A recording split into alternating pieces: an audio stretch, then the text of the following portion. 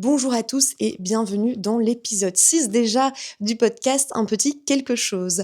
Aujourd'hui, j'ai mené la discussion avec Akram qui est violoniste et oudiste. Alors, je pense que le violon, vous connaissez déjà tous cet instrument, mais peut-être pas le oud qui est un instrument traditionnel fondamental de la musique arabe classique. Alors le oud, ça veut dire bois, bout de bâton en arabe.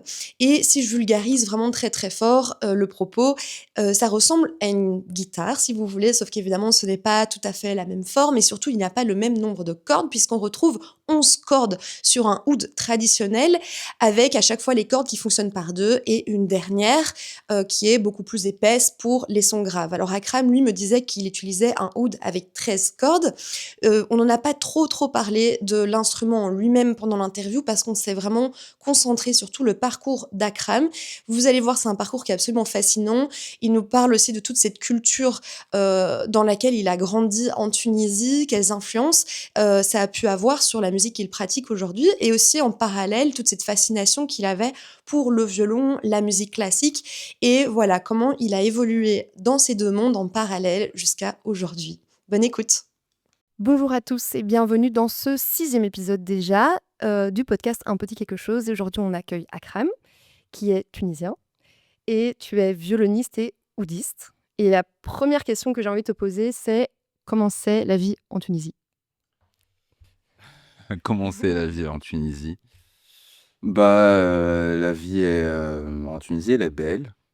Et si on a envie de prendre les beaux côtés des choses, et un peu dur, si on voit ça aussi, le côté dur, c'est comme partout, on va dire. Mais voilà, la Tunisie, c'est vraiment un beau pays. Les paysages sont vraiment magnifiques, à des endroits de rêve. Les gens sont vraiment Accueillant, non? très accueillants. Oui, vraiment. C'est vraiment les pays autour de la Méditerranée, c'est Ouais, toujours très...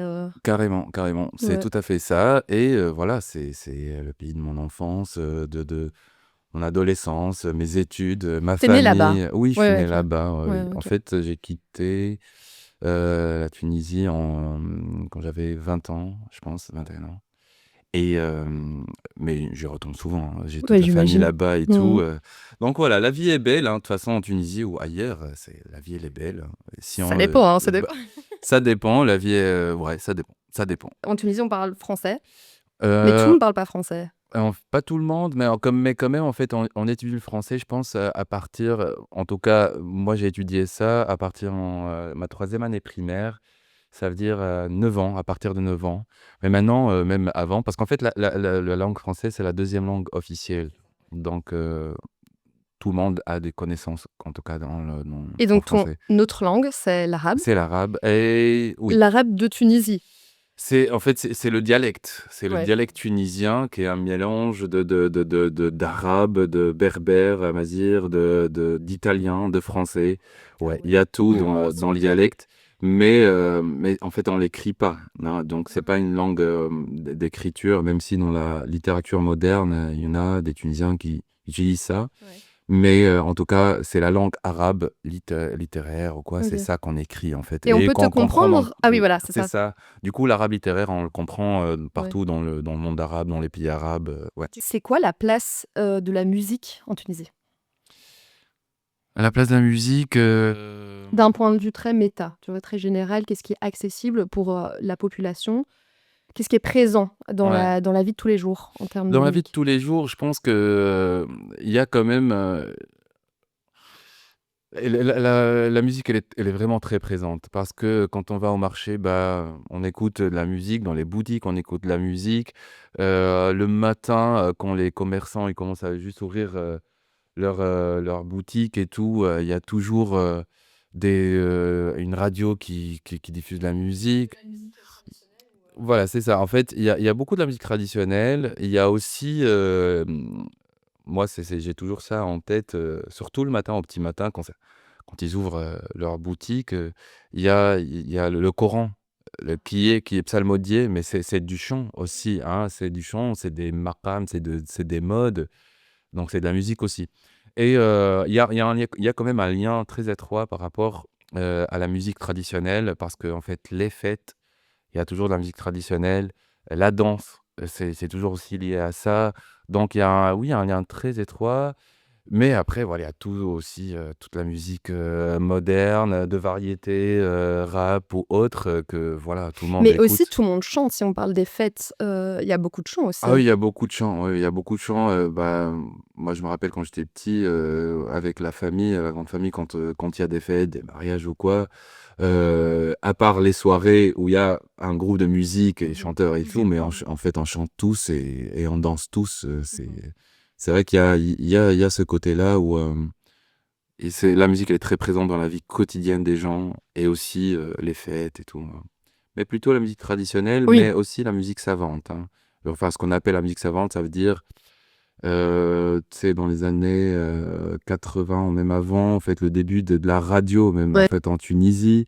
Il y a tout, le centre, en fait, des médias dans le monde arabe, c'était l'Égypte et du coup, Ouais. tous, les chanteurs, les compositeurs connus, de l'Égypte, genre Kalthoum, Abdel Waheb, Abd El Halim et du coup, c'est des stars, hein, OK. Ouais, qui voyageaient, qui donnaient des ouais, ouais, concerts ouais. partout et aussi ça, c'est, un Tunisien, il va connaître en fait des chansons d'Umm Kalthoum ou quoi. Donc il y a aussi cette musique-là orientale, vraiment qui vient d'Orient aussi, mais aussi la musique savante, aussi traditionnelle, tunisienne, qui ça se rapporte plus en fait au malouf, du coup l'Andalousie. Le malouf, ce qu'on dit la musique andalouse, c'est, qui est en Tunisie, mais aussi en Algérie et aussi, au Maroc et un peu codifié et tout, c'est ce qu'on appelle le malouf et la musique ce qu'on appelle aussi musique savante parce que au début, dans le congrès de Caire en 1932, par exemple, le roi Farouk d'Égypte,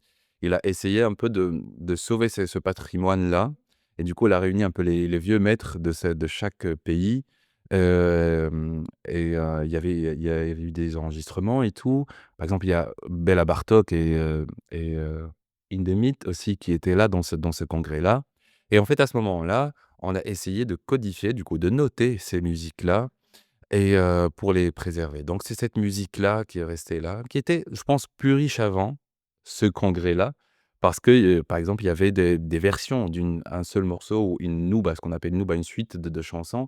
Il y avait plusieurs versions. Par exemple, en Tunisie, à Bizerte, à Tunis, je sais pas, à Sousse, on la chante pas de la même façon et à partir de ce moment-là, c'est comme si on a figé la musique. On a dit: «Bon, c'est ça la version» et en fait, on a commencé à l'enseigner aussi au conservatoire, les 1ers conservatoires en Tunisie et tout et du coup, c'est devenu ça et c'est devenu de la musique savante. C'est pour ça, en fait, tout ça pour dire c'est pourquoi on appelle ça la musique savante. Comment ça se passe l'apprentissage de la musique, en Tunisie? En général ou Ouais, mon en expérience à général. moi? D'abord en général. En général, en fait, maintenant, c'est comme ici, hein, il y a des conservatoires. Tu as des académies, hein, Ouais, un truc pour les enfants, tout à fait, c'est pas intégré à l'école, c'est extrascolaire? c'est extrascolaire. En fait, c'est comme une activité sportive Mmh ou mh. quoi. Il y Mmh a la mh. musique, Mmh. du coup, il y a les conservatoires, dans chaque, municipalité, dans les villes et tout et du coup, on en commence à étudier là-bas et après, si on a envie vraiment de continuer en fait, à la fin du conservatoire, il y a un truc, ce qu'on appelle le diplôme de musique arabe et ça, après ces années-là, c'est un diplôme national.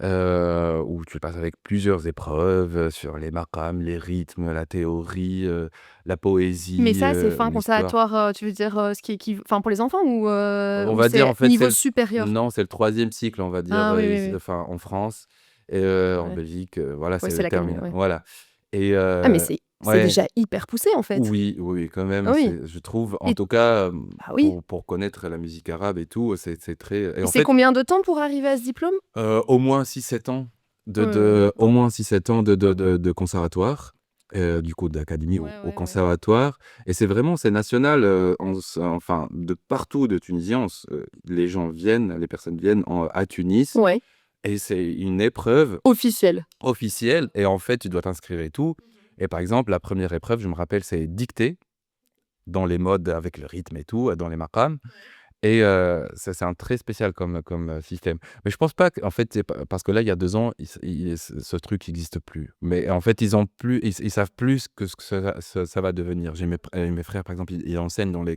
conservatoires là-bas et tout Et en fait, du coup, cet objectif des élèves d'avoir ce diplôme-là, il y a plus maintenant. Mais en tout cas, c'est reste flou. Moi, je te dis comment ça se passait avant. En fait, par exemple, bah, on est dans un amphi, je sais pas, des milliers de personnes. Une seule personne qui fait le chant qu'on doit, par exemple, c'est pas un chant, c'est une dictée mélodique et tout, avec des rythmes, avec toutes les inflexions, les ornements, les quarts de temps, les microtonalités, qu'on doit tout écrire. Et en fait, cette épreuve-là, tu as les résultats le jour même. En fait, si tu as au-dessous de 7, tu passes pas à l'épreuve d'après. Ah oui, OK. Ouais, en fait, c'est en plusieurs tours. Voilà, et Mmh. en fait, du coup, si tu passes à l'épreuve, mais tu connais pas ta note. Tu vois juste ton nom, prénom, du coup, tu Tu passes. passes. Tu fais l'épreuve d'après, qui est, je sais plus, je pense c'est théorie, poésie, histoire et tout. Si tu vois ton nom, tu passes à celle d'après. Et c'est les OK. maqams, c'est le chant et tout. Et les rythmes, je sais plus, voilà. Et en fait, le truc, c'est que tu peux passer toute cette épreuve-là, mais le truc, c'est que si tu pas 14 de moyenne, t'as pas. À la fin. Ouais. Du coup, en fait, peut-être Attends, tu peux mais passer chaque et épreuve, tu mais sais tu avais pas quand juste même si, 7 ou 8 et à la fin, en fait, voilà, c'est un peu ça, c'est la OK. fin du conservatoire dans l'apprentissage. Et après, si on veut vraiment approfondir, vraiment faire son métier en tant que musicien ou prof après ou quoi, c'est l'Institut supérieur de musique il y en a, je pense, 4. Il y a à Sousse, à Sfax, à Tunis et à Gebes aussi. Et bah, du coup, là, c'est l'université, c'est après le bac. C'est après le bac, du coup, tu as licence, master et doctorat après. Et tu peux te spécialiser dans l'institut, dans tel ou tel, instrument. Mais alors si c'est 6-7 ans le premier, tu vois, toute cette première partie d'apprentissage, ça veut dire que tu as quel âge à peu près quand tu sors de ce tu as déjà 18 ans? Bah, ça peut être avant. Par Oui, c'est exemple, ça. moi, j'ai fini j'ai eu le diplôme je pense quand j'avais, j'essaie de compter, hein, 6, 12, vers les 14 ans, tu vois? Et après, à 15 ans. 14 ans, tu as pu intégrer le Non, enfin, le non, tu oui. dois attendre, Ah du voilà. coup. Non, non, j'ai attendu mais le lycée et tout pour Bah oui. qu'après, Ouais, ouais, ouais. Mais alors bah c'était quoi ton apprentissage musical quand tu as eu fini à 14 ans, ouais, bah, en cette fait, première partie? bah, je continuais à jouer, dans des groupes, Mais tu avais plus de prof? j'ai en fait, non, mais j'avais la dernière, enfin l'année de mon bac, j'ai commencé à avoir un prof en violon classique, vraiment, je voulais faire ça. Et du coup, Et donc c'était mon attends, année de parce bac. que toi, tu Mmh. as fait violon. Dans J'ai fait cette première partie-là, le conservatoire, non, j'ai fait un peu de oud et un peu de violon, mais oriental, aussi. Enfin, mais je faisais les oud, violon, on va dire. et tu avais ton instrument depuis la première année? Ou d'abord, il y a une espèce d'année, tu vois, un Je me peu rappelle plus. hein? Pardon, je me Non, c'est rappelle pas grave. plus. Mais et tu dit tout de suite violon et oud? Ou tu Non, as non, un non, peu non, tâté? enfin, j'ai tâtonné, enfin, je me rappelle plus quand est-ce que j'ai commencé le oud, en vrai. J'ai l'impression qu'il était toujours là. Et le violon oriental un peu et tout, ouais, je l'ai fait à l'académie un peu, enfin, j'avais un prof, Et c'est toi qui as j'ai demandé de commencé. faire du violon? Je sais plus, je sais plus, je pense qu'il y avait, en fait, pour moi, c'était pas le violon, ni le oud, ni les percussions, parce qu'en fait, moi, j'ai commencé avec les percussions, hein. Ah voilà, Et ça, c'était, dans la famille. ouais. Depuis que je me rappelle des choses, que Ouais, c'était j'avais ma l'âge de me prochaine rappeler des question. choses, Ouais, ouais. juste de taper sur des choses dans Ouais. la cuisine et aussi de la darbouka. Il y avait mon oncle qui m'a passé une darbouka, qui jouait de la darbouka. La famille quand on se réunit, bah, quand on passe des soirées et tout, c'est toujours la musique. Bah, je me rappelle que j'ai joué des percussions et on chantait, on dansait. Je me rappelle toujours que j'ai dansé, j'ai fait des rythmes, tu vois? Après le oud, je sais pas comment c'est venu et en fait, on parlait du diplôme. Après le diplôme, j'ai vraiment, bossé, en tant que riquiste, tu vois? Même à l'orchestre de la radio, de jeunes, tu vois? En Tunisie et tout pendant 3 4 ans, je pense. J'étais un peu le petit d'orchestre, mais voilà et je sais Tes plus. parents, ils sont pas musiciens? Non, mes parents ne sont pas musiciens, OK. mais mon Il y avait père, un c'est un terrain fertile. mélomane, Ouais, c'est enfin ça. tout ce qui est art. Ma mère aussi, hein, et c'est un peu enfin c'est mon père qui nous a un peu mis dans la musique, dans tout ce qui est art. Mon père, il connaissait de la poésie par cœur, les chansons aussi dont parlait d'Umm Kalthoum, d'Abdel Waheb, qui est pour lui, c'est vraiment le musicien qui a jamais existé.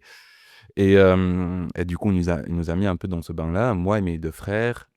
Et même quelques cousins aussi qui ont fait de la musique, ils étaient un peu passionnés par ça. Mais ouais, il y avait cette, on va dire, fibre artistique, tu vois? Mon père, moi, je sais, quand il était plus jeune, il a fait du théâtre, tu vois? Il y avait ce truc-là.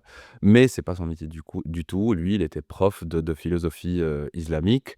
Ma mère, prof de français, Quand tu as fini ton apprentissage, enfin, tu as eu donc, comment tu disais? Diplôme arabe, diplôme de musique arabe? De musique, diplôme de musique arabe. Pendant Si on parle juste d'abord de cette période-là, tu apprenais que de la musique arabe? Ou tu avais quand même, tu vois, les trucs qu'on retrouve plus, chez nous, de musique plus, enfin classique, quoi? tout ce qui est théorique, ça s'apparente un peu. Il y a quand même une partie qui est plus musique occidentale, les tons voisins, les altérations, je sais pas, de chaque tonalité, ces trucs-là, la transposition à vue, lecture des clés. On a ça, mais en fait, dans le côté pratique qui est plus poussé, on va dire, c'est la musique orientale, quand même, la connaissance des maqams, des rythmes, tout ça. Mais après, l'instrument. Bah, si tu fais du oud, bah, tu vas faire plus de la musique traditionnelle, mais le violon aussi, c'est plus aussi de la musique orientale, mais les débuts, c'est quand même il y a un truc qui s'apparente à la musique classique. Je veux dire, comment tu prends le violon et ça dépend de chaque prof aussi, hein, et on a des profs qui sont plus spécialisés en musique occidentale et d'autres, je veux dire le violon, par exemple, hein, et moi, du coup, j'ai fait un peu de violon, occidental, mais en fait, mais la pratique, c'était la musique orientale, quoi, hein, OK, même mais là, avec moi, qui je j'ai joue. plein de questions. Vous utilisez des modes? Ouais, ce qu'on appelle maqam. OK, et il y en a combien des modes? Oh, il y a plein. C'est quoi la particularité? Parce il y a ces trucs de quart de ton et que nous, on n'utilise pas du tout, dans Ouais, notre langage. oui, carrément. Enfin, quart de ton ou des microtonalités, hein. C'est jamais on dit la musique, orientale ou turque ou grecque ou tous ces musiques-là qui sont un peu, qui s'apparentent un peu dans, on va dire, même paysage, à quart de ton, mais c'est pas quart de ton. On n'a jamais une succession de quarts de ton, non. C'est plutôt des musiques de 3 quarts de ton. C'est plutôt ça. Bah, on a en fait les modes mineurs majeurs, hein. Ça, c'est déjà 2 maqams, ce qu'on appelle ajam et pardon, nahawand. Voilà. Mais le truc, c'est que, par exemple, le ajam et le nahawand, c'est pas le même dialecte. Un Tunisien qui va le jouer, c'est pas un Égyptien comment il va le jouer, parce que c'est comme le dialecte, c'est comme la langue, vraiment. On parle tous «arabe» entre guillemets, mais en fait, on n'utilise pas les mêmes mots, pas les mêmes inflexions, tu vois? Du coup, ça s'apparente vraiment à ça, c'est des dialectes. Et donc ça, ce sont les quarts de ton, on va dire. Mais après, par exemple, si on prend, un maqam qui est rast. Rast, si on prend sur le do, la tonique c'est do, bah, ça fait do, ré, mi, demi bémol. Ça veut dire, en fait, entre ré et mi, il y a 3 quarts de temps. Mi, demi bémol, fa, c'est 3 quarts de temps. Tu vois? Fa, sol, un ton, si on compte ça, c'est le gène, c'est ce qu'on appelle, c'est la source, on va dire, c'est le tétracorde, le premier tétracorde. Et le truc, c'est que en ce qu'on appelle rast, bah, si un Turc, un Égyptien, un Tunisien, ce mi de mi bémol, bah, il va être un peu plus haut, un peu plus bas. Tu vois? C'est des commas. Tu vois, les commas, c'est le temps et c'est 9 commas, c'est ça, un ton, c'est un 9 commas. Du coup, ça va être un comma de plus, un comma de moins. C'est ça qui va faire aussi une autre sonorité. Du coup, un rast, bah, quelqu'un qui connaît, il va écouter, il va écouter: «Ah ben, c'est de cette région, c'est de cette région, c'est de l'Irak, c'est de Syrie, c'est de» tu vois? Du coup, c'est ça qui crée la richesse et en fait, des fois, même les appellations, changent, hein. Du coup, je sais pas moi, le Hidjaz est connu plus en Orient, ben, en Tunisie, on va l'appeler, l'Asbaïne, tu vois? C'est pas la même chose. En Maroc, ils vont l'appeler autre chose, mais parce qu'aussi c'est pas le même dialecte, c'est pas le même cheminement, en fait, mélodique. Et il y en a un qui pourrait s'adapter à l'autre. Donc imaginons, tu joues avec un autre musicien qui te dit: «Oui, mais je préférais qu'on joue dans mon mode». Tu pourrais facilement le faire ou ce serait plus compliqué pour toi? Bah, ça dépend du musicien. Enfin, tu vois, par exemple, on parlait des Tunisiens, c'est pas parce que je suis tunisien, bah, on est connu d'être, ouvert à tous les styles, en fait. Et du coup, un Tunisien, oui, en fait, il va écouter la musique indienne, il va essayer de la jouer, il va écouter la musique turque qui va le toucher, et il va essayer de la jouer, la musique orientale, la musique tunisienne, la musique du Malouf, en fait, et du coup, il y a cette palette-là. On s'adapte, en fait, au milieu, quand tu vois, j'ai joué avec des orchestres vraiment égyptiennes ou autres, même de la musique copte, tu vois, égyptienne, du coup, les chrétiens, mais ou de la musique du Malouf, enfin, libanaise, j'en sais rien, turque. Et on s'adapte en fait, et on a cette possibilité de s'adapter. Et donc après, t'es rentré au conservatoire à Tunis à 18 ans. Donc t'as ton L'Institut supérieur de musique. l'institut Parce supérieur. que nous, le conservatoire, c'est Oui, oui, c'est vraiment avant. C'est l'académie, pour... on Ouais, va ouais, ouais. dire. Ok. Et il y a un concours d'entrée pour rentrer à l'institut? Oh, oui, il y a un T'es concours obligé d'entrée. d'avoir ton diplôme de musique orientale ou Non, pas? t'es Ah, pas ouais, obligé, c'est t'es comme pas ici. obligé. Tu fais le test, il y a une audition, t'as un Et là, t'es chant. rentré en quoi? Quel Euh, instrument? en fait, la première année, c'est général. Il y a pas, Ok. en fait, tu choisis ton instrument. Mhm, Il y a un petit test aussi d'instrument et tout, mhm, mais quand même, il n'y a pas une spécialisation. mhm. Et moi, la première année, Bah j'ai alors attends, mais fait le test, c'est quoi? C'est tes c'est connaissances? tes connaissances Ah ouais. musicales, et on va Ouais. voir si tu as des aptitudes à la Hmm, musique, hein. hmm.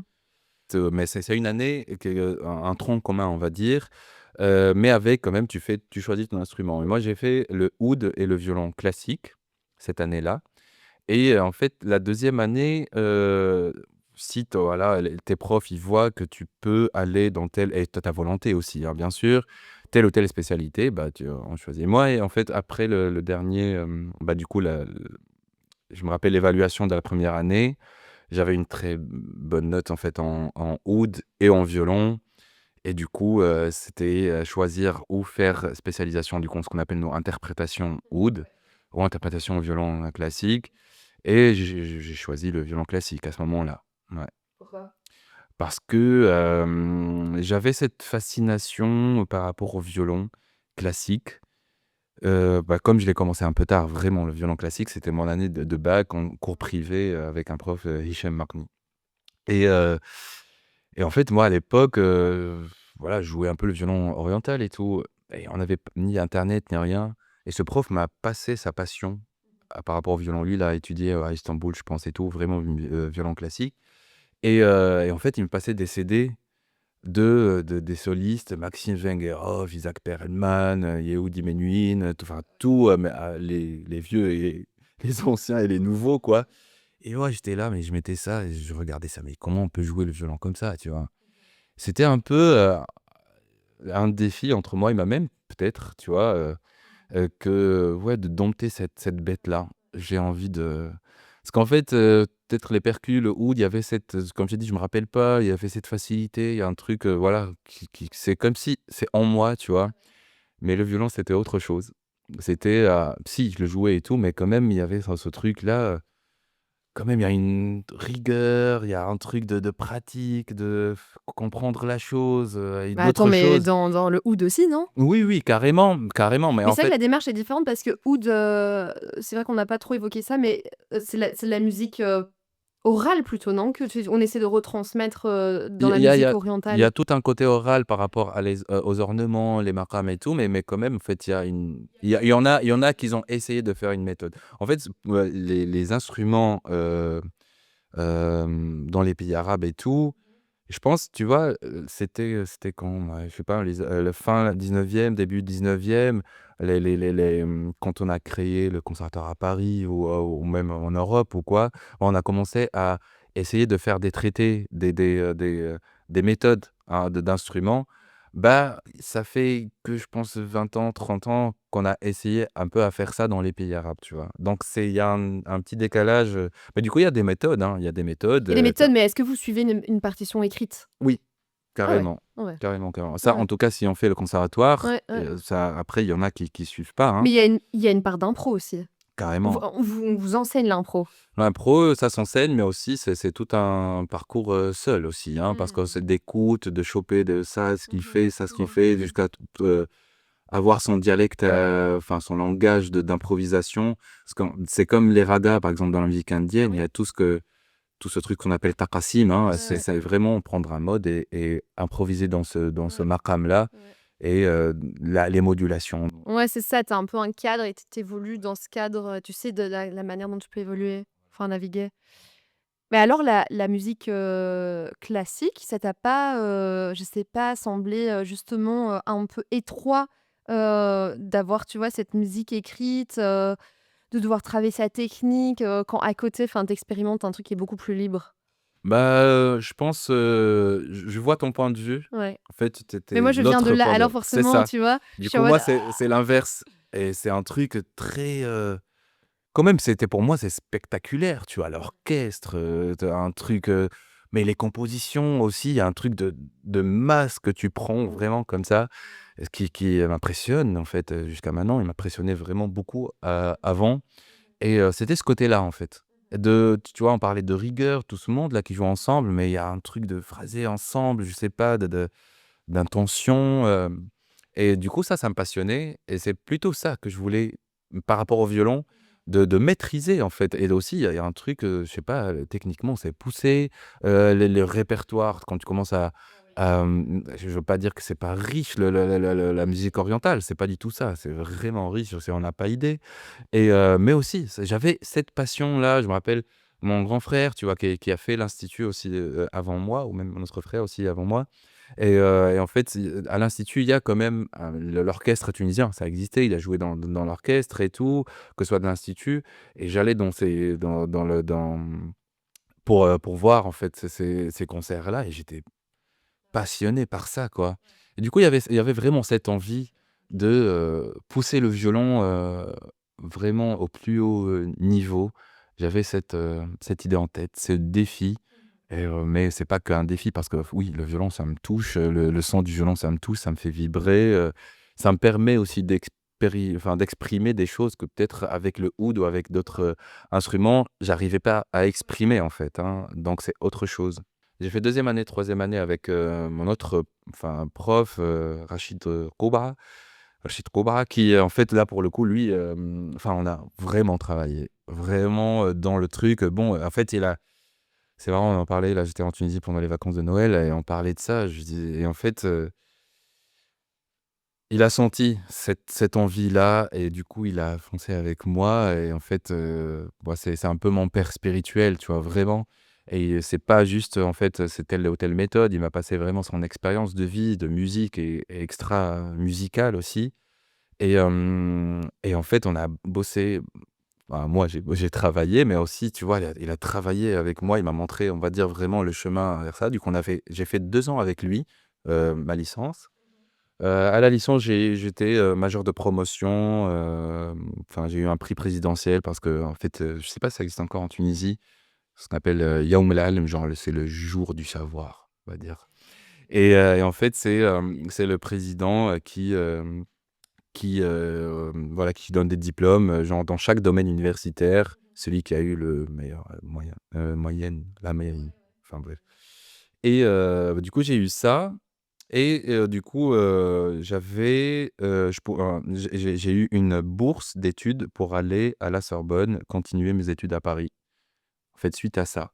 mais Mais la j'ai continué une année de master en Tunisie, ouais, master en ouais, violon, en violon, ouais, mais j'ai fait qu'une année, du coup, j'ai ouais. pas fini parce qu'il y avait cette bourse-là. Juste l'année d'après, du coup, je suis parti à Paris. C'était vraiment une bourse spécifique pour la Sorbonne ou c'est toi qui as demandé la Sorbonne? C'est vraiment des bourses de recherche. Tu dois faire de la recherche et du coup, c'est pas l'instrument. Parce qu'en fait, en Tunisie, on a la musique musicologie. En fait, même la licence, c'est musique musicologie. Il y a toujours les sciences de la musique, avec ça. Du coup, on Oui, c'est apprend double, en fait. oui, ouais, ouais, ouais. Il y a plein de matières et tout, de modules, c'est de la musicologie. Du coup, j'ai eu cette bourse-là pour aller à Paris pour étudier, la musicologie à la Sorbonne en master et je t'avoue, moi, à cette époque-là, le master, la recherche et tout, c'était pas un Mais objectif. alors c'était quoi ta recherche? Heu, C'était quoi ton sujet? moi j'ai fait mon master, je l'ai fait sur, les aspects techniques de la main gauche dans les traités, du violon 18e, 19e siècle et du coup, je suis parti pour la Sorbonne, mais moi, dans ma tête, c'est le violon, Oui. toujours. Oui et là, tu te retrouves en pure recherche. Tu avais pas de cours de violon alors? Non, j'avais pas de Ouais. cours de violon, mais en fait, d'ailleurs, quand je suis parti, j'ai essayé j'avais une idée, tu vois? Mon prof, Rachid Koubara qui m'a conseillé tel ou tel prof et tout, et il y avait Thierry Huchin qui est, au conservatoire de Créteil, CRR de Créteil et j'ai fait l'audition là-bas et moi si j'allais pas être, tu vois? Pris dans sa classe, ou d'autres aussi classes, j'allais pas continuer dans la musicologie. Voilà, la vie, elle a fait en sorte que j'étais pris, au conservatoire de Créteil, dans la classe de Thierry Huchin. Du coup, je continuais la musicologie et le violon et je t'avoue, c'était pas des années, faciles, hein. Mais après, avec du recul, mais ça m'a apporté, ça m'a enrichi. La Sorbonne, enfin les séminaires, les cours que j'ai eus là-bas, ça m'a ouvert l'esprit sur plein, plein d'autres choses, que ce soit dans la musique classique, dans l'ethnomusicologie, dans plein de choses. Et le violon, bah, du coup, j'ai continué à fond. Tu étais contente d'habiter, loin de ta famille? Enfin, pas enfin, tu vois, je veux dire seule quoi, d'avoir ta vie seule, Content de continuer mon chemin, même des choses, tu vois, je dis mon chemin, ça veut pas dire que des choses que j'ai prévues, hein, mais de continuer à jouer, à évoluer avec, mon instrument voilà, avoir d'autres expériences musicales, humaines, enfin tout, tu vois? Donc j'étais content par rapport à ça. Ouais, ouais. Et je pense que c'est ça, tu vois? Par exemple, on parlait de la Tunisie, mon prof, Rachid Kouba. Et lui, tu vois, bah, il m'a suivi quand même pendant toute cette évolution, que ce soit en Tunisie ou même après. Mais en Tunisie, tu vois, mon headmaster, je travaillais avec lui et tout, et il m'a dit: «Akram, voilà, si tu as vraiment envie d'aller plus loin dans ça, il faut que tu ailles voir ailleurs». Parce qu'en fait, en Tunisie, quand même, la musique symphonique, ça reste un peu restreint. La musique classique aussi, même le public pour ça, il y en a, c'est pas qu'il y en a pas, mais même la formation, en fait. Du coup, c'est quoi l'objectif de quelqu'un qui, tu vois, qui est par exemple en violon classique, d'aller le plus loin? Et bah, après, c'est de jouer en solo, OK, ou en musique de chambre, en orchestre ou être dans des créations.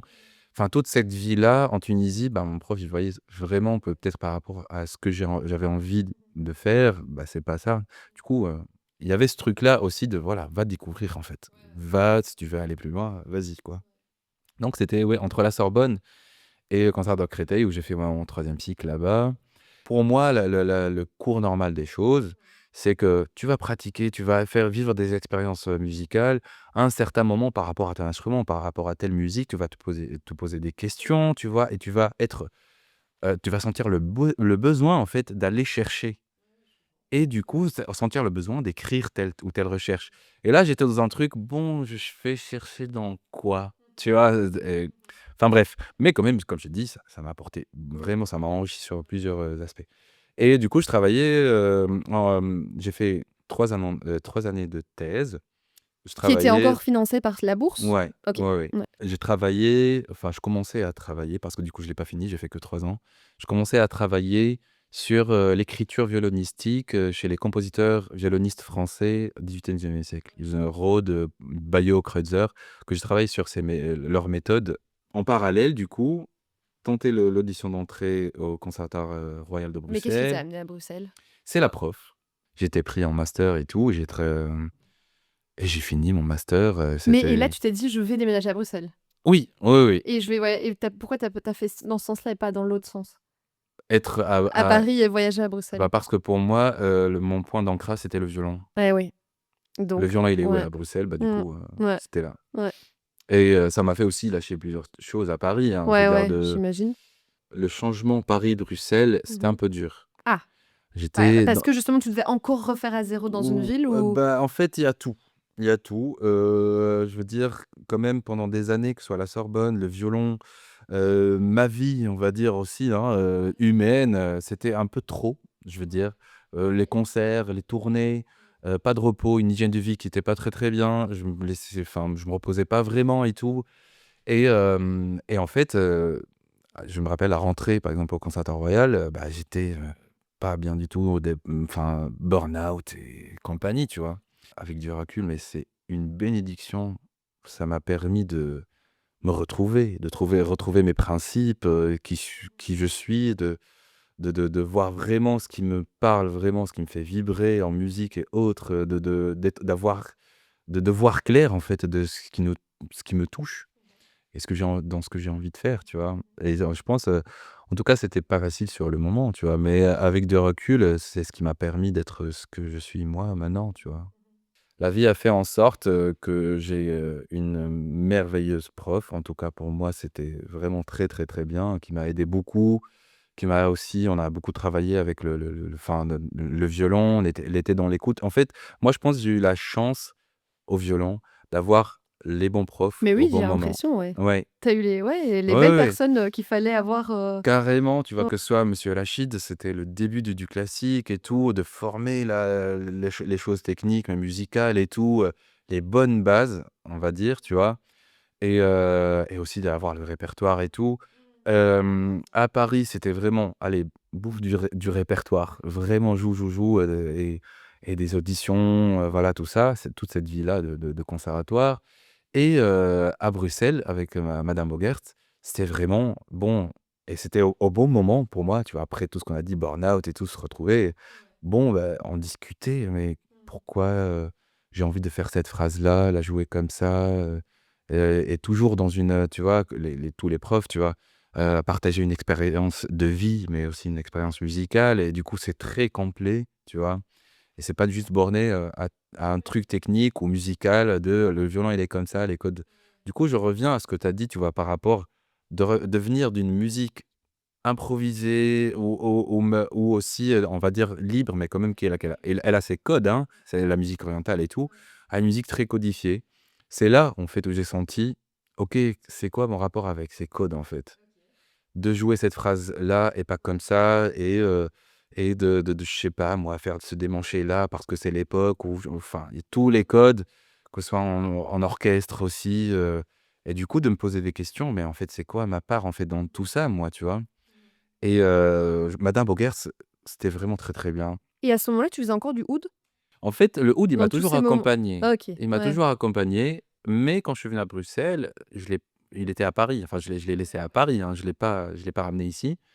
C'est pour ça que je dis, en fait, j'ai eu la chance, du coup, je te parle de cette relation-là aussi qui a ramené plus le oud, en actualité, enfin bah, ma première année, je louais un studio à côté de la gare de Midi. Je travaillais, tu vois, mon violon quand je travaille mon violon classique, il y a toujours des moments, ce que ça s'appelle des rechutes, moi, des rechutes où je Tu vais pars en jouer des oriental? phrases.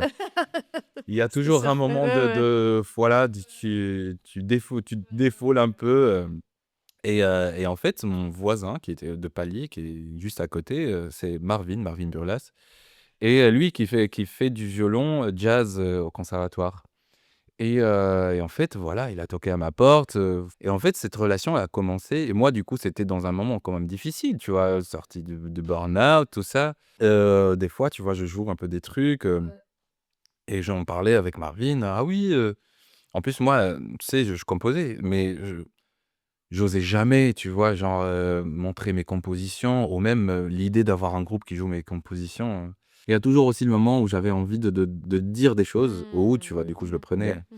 et Marvin, du coup, je me dis: «Mais il est où ton oud? Montre-moi les compositions, machin, vas-y, ramène le oud de Paris». Du coup, il y a eu ce je ramène mon oud de Paris, je lui montre les compositions, Marvin: «Mais vas-y, on va faire un groupe».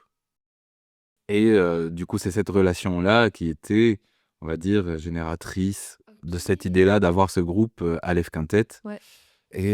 du coup, on a le premier concert, bah, c'est du coup, c'est des connaissances. Après, il y a Alors tu lui Wajdi. as ouais, mais tu as dû lui expliquer alors Marvin un peu ce truc, de mode, Ouais, en oriental, fait, et ça, cetera, enfin, c'est un c'est long, ouais, OK. chemin, tu vois? Mais Ouais, jusqu'à maintenant, on en parle, on essaie des choses dans les ouais. compositions et tout, tu vois? Bien sûr, on a parlé de ces musiques-là, mais longuement, on a écouté, des soirées où on écoute des musiques, que ce soit lui qui me montre des musiques de jazz, Parce que toi, le jazz, tu maîtrisais pas? je maîtrisais pas et même maintenant, je dis pas que je Mmh maîtrise mh. du jazz, tu vois? C'est Mmh. tellement vaste, Ouais, à il y a fond. des jazz aussi, hein, tu vois? Ouais, ouais, c'est C'est comme il y clair. a des musiques Mais oui, non, enfin, mais ouais, évidemment. voilà mais ça m'a ouvert sur ce monde-là, tu vois?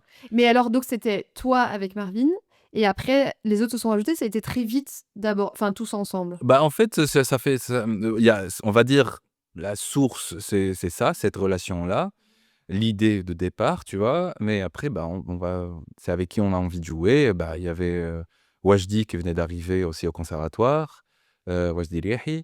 Il y avait Théo Zipper qui est à Bruxelles, qui est un pote de Marvin du sud, de la France. Il y avait, Guillaume Malampré qui est aussi au conservatoire comme batteur. Donc ça on a commencé comme ça, tu vois? Donc voilà, c'était le départ de ce groupe-là. Du coup, ouais, les années d'après le conservatoire, j'étais entre le oud les compositions avec le groupe et tout, mais aussi le violon, la fin du master. Quand tu as fini le conservatoire, en violon classique donc, tu as fait quoi après? J'ai fait du coup, le master didactique Oui, c'est vrai. aussi, C'est vrai que tu as fait ça. Mmh. en violon. Après, j'ai commencé il y avait d'autres projets, hein. Il y a pas que Aleph aussi, parce qu'aussi il y a un autre projet qui est né, du conservatoire. Je faisais du quatuor à cordes, avec, Stan. En fait, il y a une relation qui s'est créée aussi avec Stan Duguay et en fait, dans des soirées, je prends mon oud, il prend son violoncelle et c'est aussi il y a un projet qui s'est né de ça, c'est le duo Shams, juste, violoncelle, oud, et par la suite, parce que Stan, il fait partie d'un quatuor de violoncelle, le Némésis, l'ensemble Némésis et qui m'ont à un certain moment, ils venaient à répéter chez moi à Bruxelles et tout, ils ont eu cette idée, et de vouloir faire un projet avec moi et du coup, on a fait l'ensemble Nemesis, le projet Épopée. Donc on a composé la musique ensemble et tout. Donc il y a plein de choses qui sont nées par, en fait, le au oud, tu vois? Et à un certain moment, tu vois, je pense, moi, il faut aussi, suivre le cours de la vie en nous, tu vois? Le flow. Et il y avait ce truc-là par rapport à la composition, tu vois? C'est comme si cet élan-là, en fait, avec la composition, avec le oud et du coup, je suivais, tu vois? Et après, du coup, le conservatoire, j'ai continué à jouer du violon, hein, même je continue même là, mais beaucoup moins. Mais du coup, c'était le violon, donner des cours de violon, des expériences en cours de formation musicale dans les académies mais aussi d'autres boulots à côté, voilà. Des fois, il faut pas compter que sur, en plus, tu vois, la situation en tant qu'étranger non européen par rapport au titre de séjour, c'est toujours délicat et tout, donc il faut assurer, une certaine stabilité pour, avoir ces documents et tout. Donc voilà, d'autres travaillent aussi et du coup, là, depuis 3 ans, je donne cours de oud dans les académies, à Anderlecht et à Saint-Josse. On a fait en fait, c'est l'initiative des 2 directrices, Karine et Laurence, des 2 académies, d'ouvrir une classe de oud. Donc on a fait tous les dossiers nécessaires et tout. Et là, je donne cours depuis 3 ans. Je donne cours de oud dans les 2 académies et je continue, ma vie de projet aussi, de composition, de création, de répétition. Mais alors le violon, tu crées aussi au violon ou pas?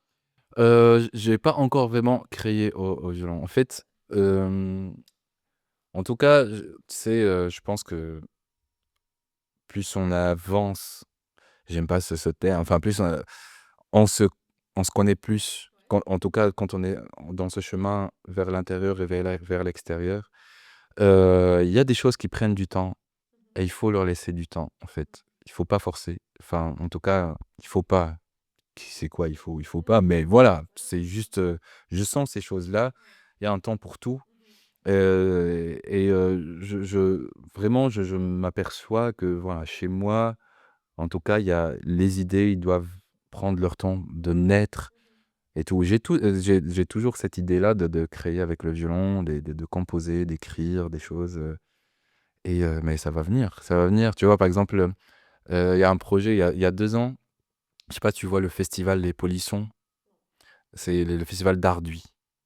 C'est, oui, ce qui est devenu, en fait, Les Polissons et en fait, ils m'ont contacté, ils m'ont proposé une carte blanche pour faire, un concert, enfin un projet inédit pour le festival et chaque année, en fait, ils choisissent un artiste pour, faire il a une carte blanche pour faire, un spectacle d'ouverture, on va dire, du festival et tu vois, cette idée-là, par exemple, de faire un projet avec un peu qui retrace un peu, tu me parlais de parcours, qui retrace un peu mon parcours, heu, la musique traditionnelle, la musique, de danse ou quoi, de mon village et tout, la musique classique, la musique contemporaine, le jazz et tout. Cette idée-là, mais déjà avant la proposition, elle était là depuis 3 ans, tu vois? Mais qui commence à se construire dans ma tête et tout et il y a eu ce moment-là, tu vois, où là, pour le coup, j'ai composé, le projet, en fait, il y avait, un quatuor à cordes, il y a un quatuor à cordes, hem, contrebasse, batterie, piano, moi au oud, mais aussi, les effets électroniques, des bandes de sons déjà préenregistrées, des effets organiques de matière organique, de la guitare avec des effets, du texte, tu vois? Et tout. Et c'est comme si la vie, elle te dit: «C'est maintenant», tu vois? Et du coup, j'ai fait ce projet qui s'appelle Fragment d'âme, tu vois? Qui est qui retrace un peu ça m'a don c'est la première re vraiment expérience où j'arrange pour tout ce monde-là, tu vois? Ouais, ouais. Et mais c'était vraiment très, très, très bien, même les musiciens, qui ont participé à ce projet-là, ils étaient vraiment bien ils étaient touchés par cette musique-là. Voilà, ça Mais me alors, t'as pas de projet en violon classique? en violon classique pour le moment, non.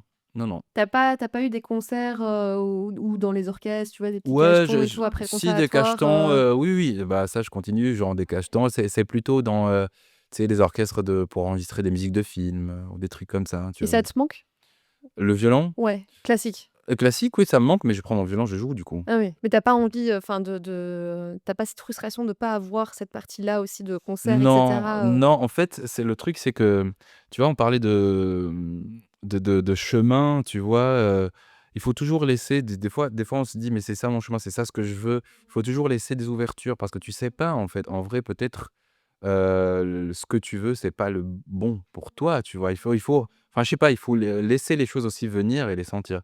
Bah, par exemple, moi, c'était avant que j'ai commencé le violon, c'était mon objectif, c'était l'orchestre, quoi. L'orchestre, je veux faire l'orchestre, la musique de chambre, tu vois? Et tout et tout. Mais je me suis rendu compte que c'est pas ça. En fait, ce qui m'appelle j'aime bien ça, enfin, jouer dans un orchestre, ça me procure des sensations, vraiment uniques, tu vois? Et tout. Mais c'est pas ça ce que je veux. J'ai un lien très étroit, pas avec la création, en fait. Avec la création, avec des choses neuves, avec ce qui me parle, avec ce qui me fait vibrer. Ça veut pas dire quelque chose que je crée juste moi, hein, c'est d'autres amis aussi. Je joue dans d'autres projets où c'est pas du tout mes compositions, tu vois? Mais il y a un truc, qui me touche par rapport à ça, et qui me aussi un truc, qui me fascine, qui me laisse motiver. Il y a la motivation, elle reste là et tout.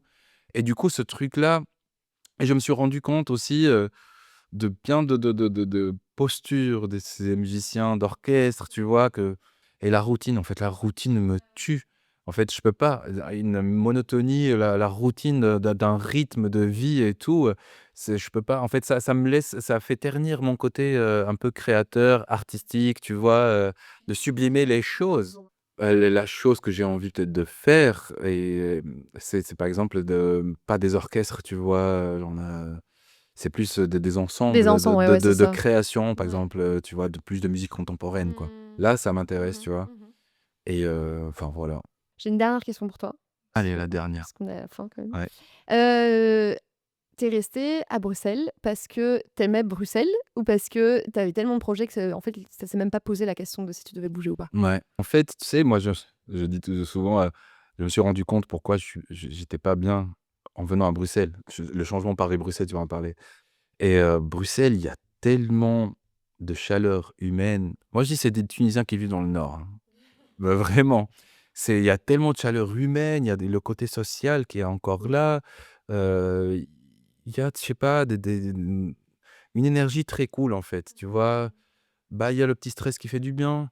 Il faut pas exagérer non plus, tu vois? Et il y a une vie sociale qui est très la culturelle aussi, qui est vraiment, foisonnante. Et il y a tout en fait et j'adore le climat, enfin le Ah oui, climat, attends. non. Attends, mais non, Attends, mais ça, tu viens du non, soleil, non, toi! le climat humain. Ah, Le climat humain, le soleil qui est dans le cœur des hommes et des femmes et de tout le monde en fait. Et c'est ça ce que j'adore. Tu vois, j'ai des amitiés, vraiment, tu vois, que je sais qui vont durer toute ma vie, tu vois? Ici à Bruxelles, voilà, j'adore Bruxelles, j'adore Bruxelles. Donc ça me plaît vraiment de vivre ici, et ça rejoint aussi, comme je t'ai dit, je retrouve un peu le côté, en Tunisie, hein, vraiment, c'est ce truc-là, où, il y a le côté humain et je peux pas on peut pas vivre comme des machines ou individualistes, tu vois? Chacun dans son truc, et il faut courir, 1000 à l'heure la vie et tout, mais c'est pas ça la vie. Et à Bruxelles, je trouve qu'il y a cet équilibre, ce bon équilibre, en fait, de faire des choses, de ne pas faire des choses, de vivre, ce que tu as envie vraiment de faire et quand tu as envie de te reposer, bah, tu te reposes. Il y a toujours du soutien que tu vas chercher, bah, il est là. Les gens sont vraiment, cool, quoi. Il y a ce truc-là que j'aime bien. Mmh. Bah, merci Akram. Merci à toi, Cassandre. Merci pour ton invite, hein.